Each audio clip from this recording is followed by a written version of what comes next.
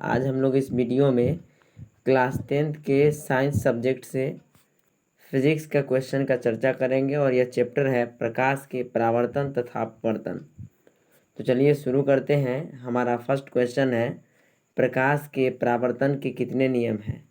तो प्रकाश के परावर्तन के दो नियम हैं, याद रखिएगा। प्रकाश के परावर्तन से पूछे या प्रकाश के अपवर्तन से पूछे, दोनों का नियम कितना है, यानी 2 है। दोनों का नियम क्या है, 2 है।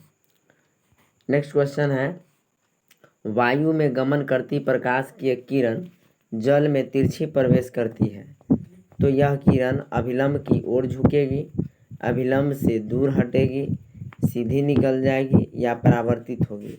तो अभिलंब की ओर झुकेगी, अभिलंब की ओर, क्योंकि वायु से विरल माध्यम से सघन माध्यम में जाएगी तो अभिलंब की ओर मुड़ेगी। ठीक है। नेक्स्ट प्रश्न है किसी बिंब का वास्तविक तथा समान साइज का प्रतिबिंब प्राप्त करने के लिए बिंब को उत्तल लेंस के सामने कहाँ रखना चाहिए। तो बिंब को उत्तल लेंस के सामने लेंस के फोकस दूरी की दुगुनी दूरी पर रखना चाहिए।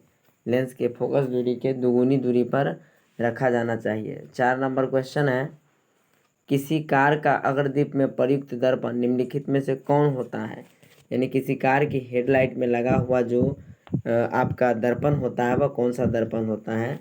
तो हेडलाइट के रूप में अवतल दर्पण, जबकि साइड मिरर के रूप में उत्तल दर्पण का प्रयोग करते हैं। नेक्स्ट प्रश्न है निम्नलिखित में से किसका अपवर्तनांक सबसे अधिक होता है।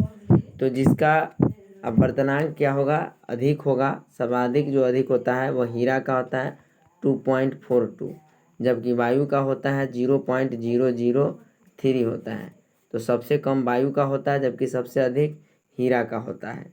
निम्नलिखित में से कौन सा लेंस का आवर्धन m होता है। तो लेंस का जो आवर्धन है उसके लिए फॉर्मूला होता है v/u होता है। नेक्स्ट है दर्पण का सूत्र क्या होता है। तो दर्पण जो सूत्र होते हैं वो दर्पण सूत्र क्या हो जाएगा आपका 1/v + 1/u = 1/f, ये दर्पण सूत्र है।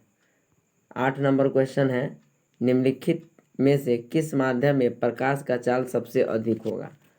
तो प्रकाश का चाल सर्वाधिक कहाँ होता है, निर्वात में, 3 × 10⁸ मीटर/सेकेंड। नेक्स्ट है प्रकाश की किरणें गमन करती है। तो प्रकाश की किरणें हमेशा जो है वो सीधी रेखा में गमन करती है। और जो भी 2020 में पूछा गया प्रश्न है वो 2022 के लिए बहुत ही वीवीआई प्रश्न है, आप इसको ज़रूर एक बार अच्छी तरह से देख लें। प्रकाश के परावर्तन के कितने नियम हैं। तो वही प्रकाश के परावर्तन के 2 नियम हैं। परावर्तन या वर्तन दोनों का पूछे तो कितना नियम है, 2 नियम है। नेक्स्ट प्रश्न को देखते हैं आपका क्वेश्चन नंबर 11। क्वेश्चन नंबर 11 है दंत विशेषज्ञ किस दर्पण का उपयोग मरीजों का दांत का बड़ा प्रतिबिंब देखने के लिए करता है। तो अवतल दर्पण का प्रयोग किया जाता है, ऑप्शन नंबर बी। कौन सा लेंस अपसारी लेंस भी कहलाता है।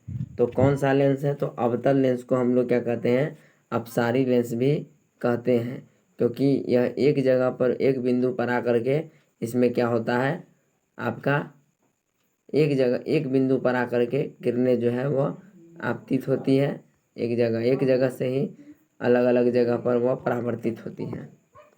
नेक्स्ट है एक प्रयोग में अवतल दर्पण द्वारा किसी बिंब का प्रतिबिंब एक पर्दे पर प्राप्त किया जाता है।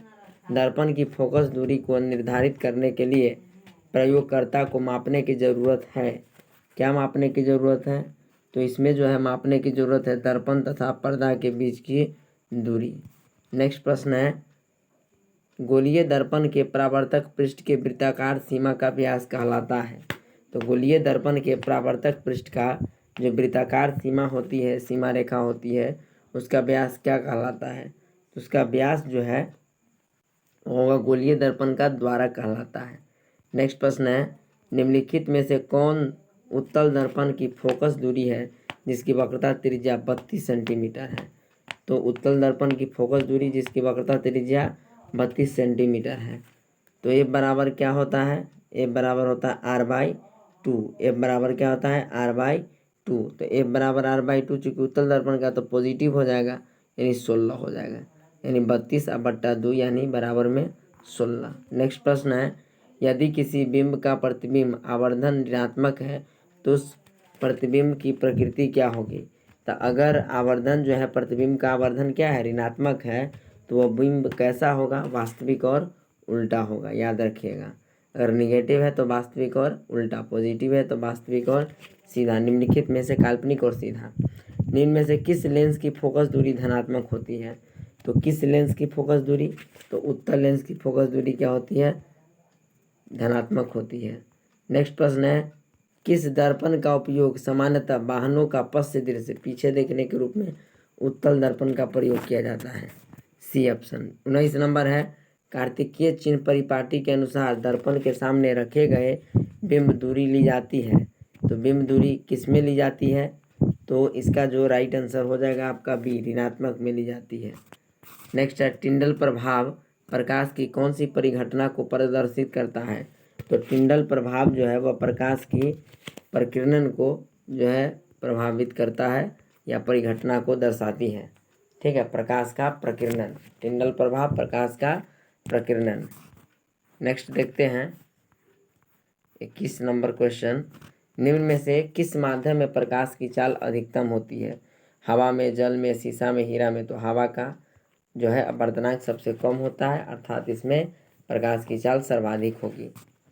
किसी लेंस द्वारा उत्पन्न आवर्धन का ऐसे मात्रक क्या होता है।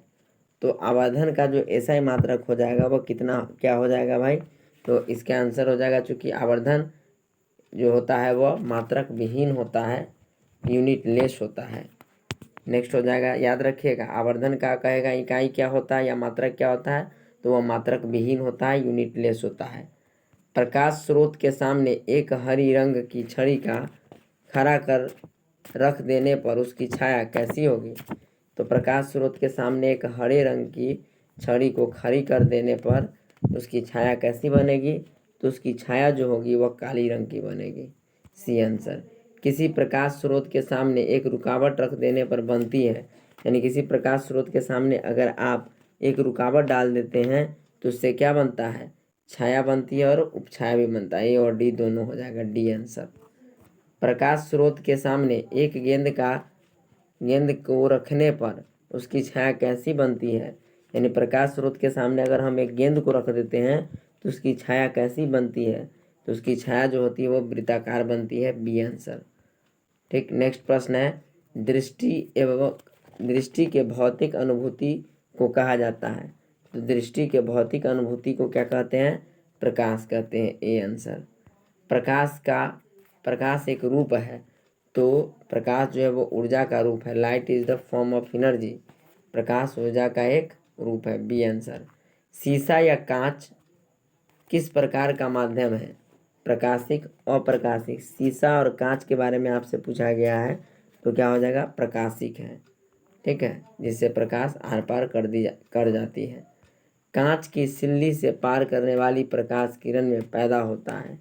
तो कांच की सिल्ली से जो पार करने वाली प्रकाश किरण में क्या पैदा होता है, तो ये होता है पार्श्व विस्थापन, बी आंसर।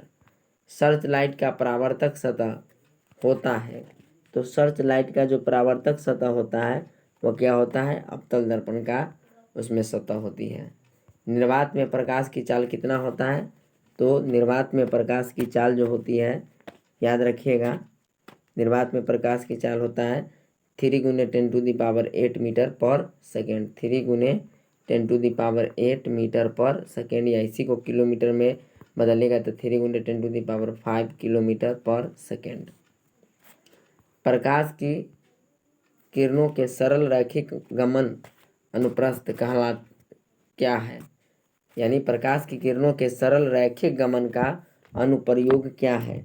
तो इसका जो अनुप्रयोग है वह है आपका ए बी, सूर्य ग्रहण और चंद्र ग्रहण दोनों में। किसी वस्तु की छाया तभी बन सकता है जब प्रकाश की किरण गमन करती है, सीधी रेखा में, टेढ़ी रेखा में, या किसी भी दिशा में, या इनमें से कोई नहीं। तो क्या होगा इसका आंसर, 33 का ए, सीधी रेखा में। यानी किसी वस्तु का छाया तभी बन सकता है जब प्रकाश की किरण कहाँ गमन करेगा, सीधी रेखा में गमन करेगी। किसी दर्पण या चिकने तल पर प्रकाश की किरणें आपतित होने पर परावर्तन होता है। तो परावर्तन होता है किसके माध्यम से? तो ये होता है नियमित रूप से परावर्तित होती है। किसी दर्पण या चिकने तल पर प्रकाश की किरण अपवर्तित होने पर परावर्तन होता है, यानी नियमित रूप से। इस तरह से